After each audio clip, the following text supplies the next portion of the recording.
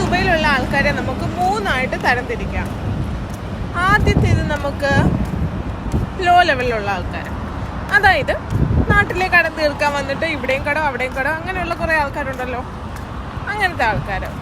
ഏറ്റവും താഴെ ലെവലിലുള്ള ആൾക്കാർ. അത് കഴിഞ്ഞിട്ട് നമുക്ക് മീഡിയം ലെവൽ ആൾക്കാരിലോട്ട് പോകാം. അവരെന്ന് വെച്ച് കഴിഞ്ഞാൽ ഒരു 15-20 വർഷമൊക്കെ ആയിട്ട് ഇവിടെ വന്ന് സെറ്റിൽഡായി, ഫാമിലിയൊക്കെ ഇവിടെ ഉണ്ട്.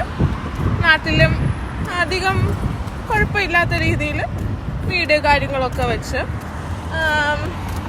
പേരൻസിൻ്റെ കാര്യം അങ്ങനത്തെ ഒക്കെ നോക്കി ചെറിയ ചെറിയ സംരംഭങ്ങൾ ഒക്കെ നടത്തിക്കൊണ്ട് പോകുന്ന, എന്നാൽ അത്ര വലിയ അവർക്കങ്ങനെ റെസ്റ്റ് എടുക്കാൻ പാകത്തിനുള്ള ഒന്നും ആയിട്ടുമില്ല, അങ്ങനെയുള്ള ആൾക്കാർ, ഒരു മീഡിയം ലെവലിലുള്ള ആൾക്കാർ. മൂന്നാമത്തെ ലെവലിലുള്ള ആൾക്കാരാണ് റിച്ച് ആയിട്ടുള്ള ആൾക്കാർ. ഈ ദുബായ് എന്ന് പറയുന്നത് ഒരു സ്വർഗ്ഗ തുല്യമായിട്ടൊരു നഗരമാണ്. അത് എക്സ്പ്ലോർ ചെയ്യാനും എൻജോയ് ചെയ്യാനൊക്കെ നമുക്ക് പൈസ വേണം. അത് ഉണ്ടെന്നുണ്ടെങ്കിലുണ്ടല്ലോ, ദുബായ് കഴിഞ്ഞിട്ട് വേറൊരു രാജ്യം ഉണ്ടെന്ന് എനിക്ക് തോന്നുന്നില്ല. അത്രയ്ക്ക് സൂപ്പറാണ്.